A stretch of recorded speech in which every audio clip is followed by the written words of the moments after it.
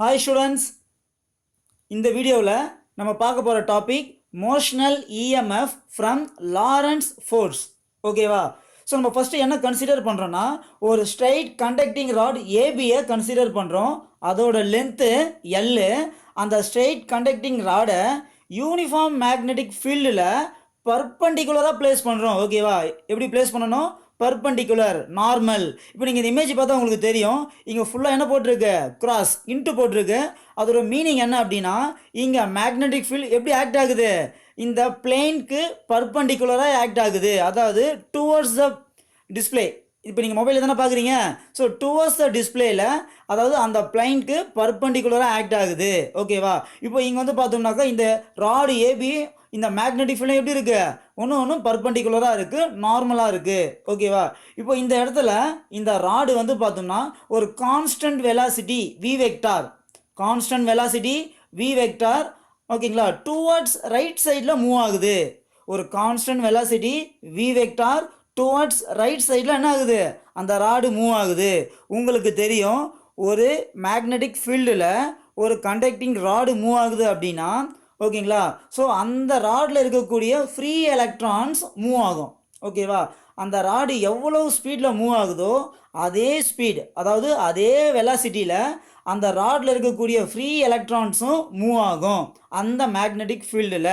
அப்போ அதோட ரிசல்ட் என்ன அப்படின்னா, அந்த இடத்துல ஒரு லாரன்ஸ் ஃபோர்ஸ் எக்ஸ்பீரியன்ஸ் ஆகும்.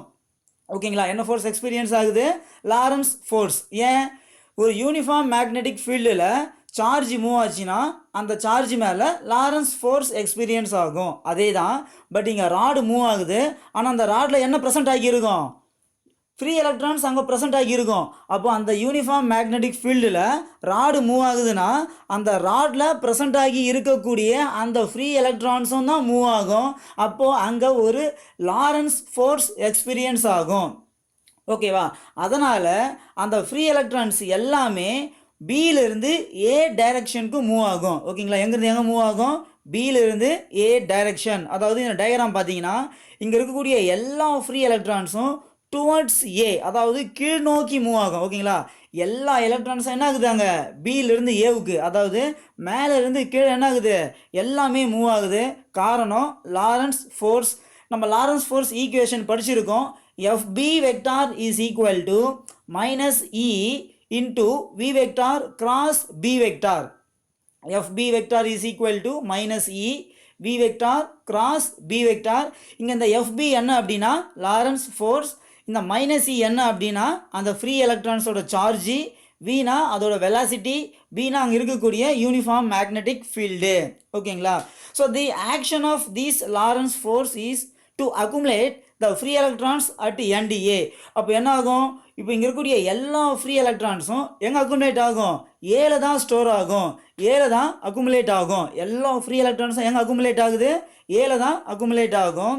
ஓகேங்களா? இப்போ இதனால் என்ன ஆகும் அப்படின்னு பார்த்தோம்னா, அந்த இடத்துல ஒரு பொட்டென்ஷியல் டிஃப்ரென்ஸ் அங்கே வந்து பார்த்தோம்னாக்கா ப்ரொடியூஸ் ஆகும். என்ன ப்ரொடியூஸ் ஆகும்? Potential difference. ஏன்னா இங்கிருந்த எல்லா ஃப்ரீ எலக்ட்ரான்ஸும் எங்கே போயாச்சு? ஏக்கு போயாச்சு. அப்போ ஏ என்ன டெர்மினல் அப்படின்னா நெகட்டிவ் டெர்மினல். ஓகேங்களா? ஏ எப்படி இருக்கும்? Negative terminal. பி எப்படி இருக்குன்னா பாசிட்டிவ் டெர்மினல். அப்போ இந்த பாசிட்டிவ் டெர்மினலுக்கும் இந்த நெகட்டிவ் டெர்மினலுக்கும் ஒரு பொட்டென்ஷியல் டிஃபரன்ஸ் டெவலப் ஆகும். ஒரு பொட்டென்ஷியல் டிஃபரன்ஸ் அங்கே ப்ரொடியூஸ் ஆகும். ஓகேங்களா? அப்போ பொட்டென்ஷியல் டிஃபரன்ஸ் இருந்தால் அங்கே கண்டிப்பாக என்ன இருக்கும்? Electric field. ஓகேங்களா? எலக்ட்ரிக் ஃபீல்டு அங்கே இருக்கும். உங்களுக்கு எலக்ட்ரிக் ஃபீல்டு டைரக்ஷன் தெரியும், பாசிட்டிவ்லேருந்து நெகட்டிவ். அப்போ மேலே பாசிட்டிவ், கீழே நெகட்டிவ்.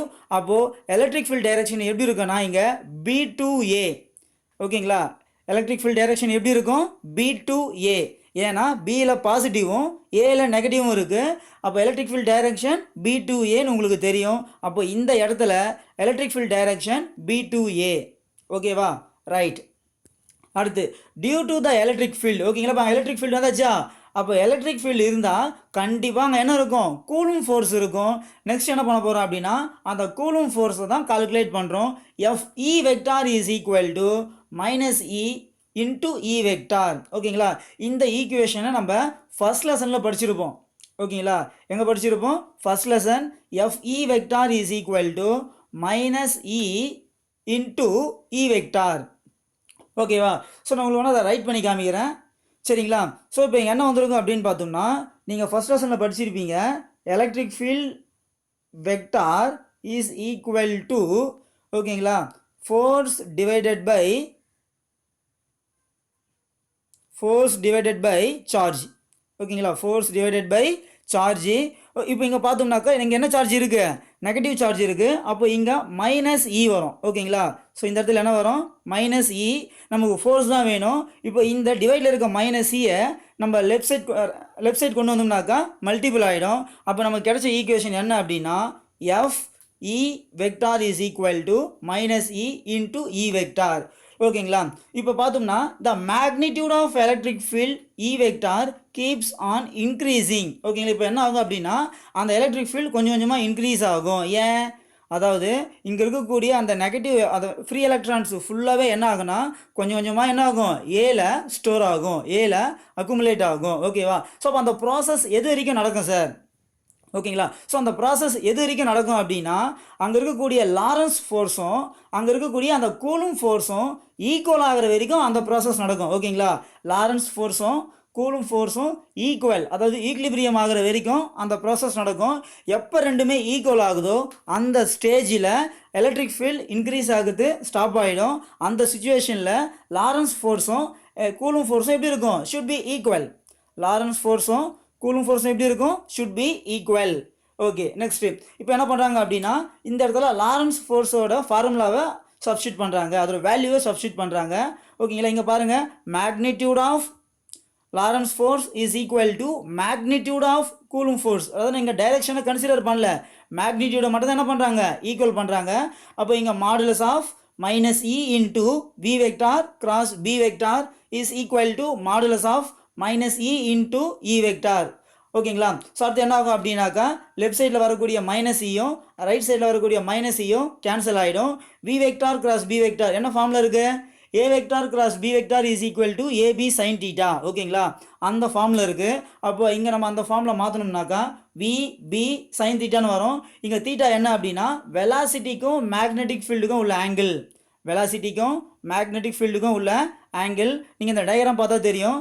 இந்த டயக்ராமில் வெலாசிட்டி பாருங்கள் ரைட் சைடில் ஆக்ட் ஆகுது, வெலாசிட்டி ரைட் சைடில் ஆக்ட் ஆகுது, மேக்னெட்டிக் ஃபீல்டு டுவர்ட்ஸ். ஓகேங்களா, ஸோ இங்கே பார்த்தோம்னாக்கா உள்நோக்கி ஆக்ட் ஆகுது. ஓகேங்களா, அப்போ அங்கே எவ்வளோ ஆங்கிள் இருக்குது அப்படின்னாக்கா 90 டிகிரி இருக்குது. அந்த 90 டிகிரி இங்கே சப்ஸ்டியூட் பண்ணோம்னாக்கா சைன் 90 1. ஓகேங்களா, ஸோ அப்போ நமக்கு என்ன கிடைக்கும் அப்படின்னு பார்த்தோம்னா விபின்னு கிடைக்கும். அந்த விபியை கொண்டு போயிட்டு மேலே சப்ஸ்டியூட் பண்ணுறோம். அப்போ விபி இஸ் ஈக்குவல் டு இ. இந்த பக்கம் விபின்னு இருக்கும், இந்த பக்கம் இன்னு இருக்கும். ஓகேங்களா, அப்போ VB is equal to E. அடுத்து the potential difference between two end of the conductor. ஓகேவா, நான் சொன்னேன் அந்த எண்டு ஏவுக்கும் எண்டு பிக்கும் இடையில ஒரு பொட்டன்ஷியல் டிஃபரன்ஸ் டெவலப் ஆகும்னு சொன்னேன். ஸோ அந்த பொட்டன்ஷியல் டிஃபரன்ஸை இப்போ நம்ம கால்குலேட் பண்ண போகிறோம். ஓகேவா, so potential difference equation V is equal to EL. ஓகேங்களா, V is equal to EL. நீங்கள் ஃபர்ஸ்ட் லெசனில் படிச்சிருப்பீங்க DV is equal to E into DX. ஞாபகம் இருக்கா? ஃபர்ஸ்ட் லெசனில் படிச்சிருப்போம், எடுத்து ரெஃபர் பண்ணி பாருங்கள். DV is equal to E into DX. Okay, நான் உங்களுக்கு இப்போ ரைட் பண்ணி காமிக்கிறேன். சரிங்களா, ஸோ நம்ம இந்த ஈக்குவேஷன் நீங்கள் படிச்சிருப்பீங்க.